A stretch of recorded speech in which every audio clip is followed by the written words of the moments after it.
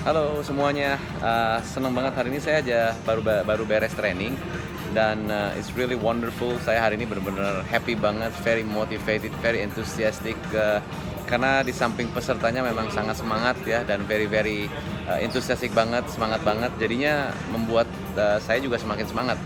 Dan apa yang saya pelajari dari hari ini, basically saya ada di hotel yang betul-betul kekinian banget ya, benar-benar gayanya gaya-gaya milenial gitu kan dan membuat suasana jadi semakin semakin apa ya, semakin ceria. Nah, jadi yang saya pelajari itu dari hari ini adalah begini, hari ini basically saya membawakan training ya dan tentang sales.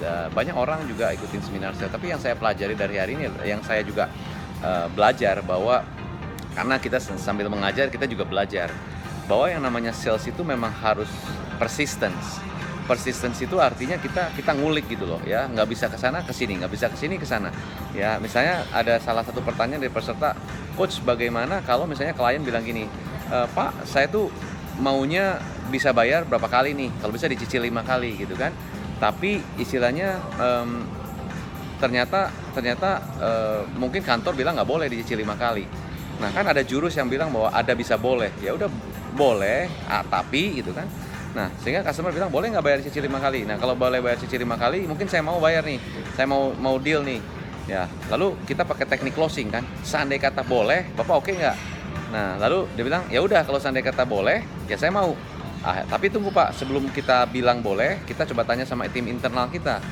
Nah, ternyata setelah kita tanya sama tim internal bilang, "Nggak bisa, kita pembayaran itu semuanya harus cash.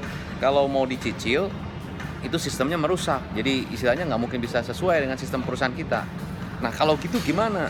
Nah, ini pertanyaan bagus sekali gitu kan. Jadi lalu saya bilang gini, intinya adalah balik lagi bahwa kita itu harus sebagai sales, ya kita harus pikirkan kalau seandainya kata misalnya kita lihat bahwa customer ini memang mau benar-benar serius pengen beli produk kita ataupun ini transaksi dengan kita, ingin deal, tapi mungkin mereka keberatan secara cash flow, ya kan? Nah, kita bisa bilang sama tim internal kita, "Oke, mungkin begini, ya mungkin secara sistem perusahaan mungkin nggak bisa ya, tetapi coba kita pikirkan, ya kan? Saat ini untuk mendapatkan satu klien itu seberapa sulit dan berapa banyak budget yang harus kita keluarkan untuk marketing untuk mendapatkan satu klien. Nah, ada klien yang memang secara cash flow ini mungkin berat bayar. Nah, jika kita membiarkan dia tidak closing, ya kan, akhirnya mungkin kita nggak bisa dapat klien. Ya, memang betul secara sistem mungkin tidak bisa, tapi apakah kita bisa buat sebuah pengecualian ya untuk case tertentu, tapi kita bikin term and condition dan sebagainya. Nah, dengan demikian mungkin ada satu titik temu. Nah, jadi intinya bagi seorang sales bukan hanya menjual kepada customer, external customer, tapi sales itu juga harus bisa meyakinkan internal timnya dalam perusahaan, di mana timnya mungkin bilang nggak oke dengan sistem itu, tetapi dengan kita lebih meyakinkan lagi bahwa dengan kita mendapatkan klien baru, bukankah cash flow juga menambah? Bukankah juga omset juga meningkat? Dan kalau kita kerjanya satu tim, kan tim adalah sama-sama bekerja sama untuk mencapai hasil bersama. Nah, kalau dengan klien ini masuk, bukankah akan lebih cepat, bukankah mendekati target yang diinginkan? Nah, artinya apa? Jadi banyak orang yang berpikir sales itu hanya menawarkan barang atau hanya memasarkan barang kepada external customer. Sales itu not about just external customer. Sales itu everything. Whenever you meet people, whenever you talk to people, you are selling your idea, you are selling your concept, you are selling your thinking. Sampai orang itu merasa bahwa this is the concept that I really wanted, ya kan? Jadi itu adalah hal-hal yang Anda harus lakukan. Saya punya pengalaman bahwa anak saya masuk ke satu rumah sakit ya. Dia dilayani lama. Nah, saya akan cari tahu gimana caranya ngulik sana ngulik sini, akhirnya dokter datang lebih cepat. Ya kan? Nah, kadang-kadang kita masuk ke satu rumah sakit, kadang-kadang pelayanan dokternya lama. Tapi saya cari sana, cari sini, akhirnya kita diduluin. Itu kan selling. Itu kan sales juga.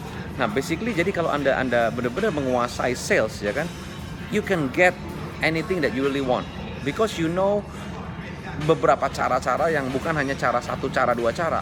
Many concept of selling is about, bikin prospecting, identify needs, dan mencari gali kebutuhan. Yes, it's part of selling. Tapi buat saya, pengalaman saya sebagai sales ya, dan pengalaman saya juga menghadapi banyak klien, banyak segala macam, berbagai macam customer yang berbagai macam tipe dan sebagainya.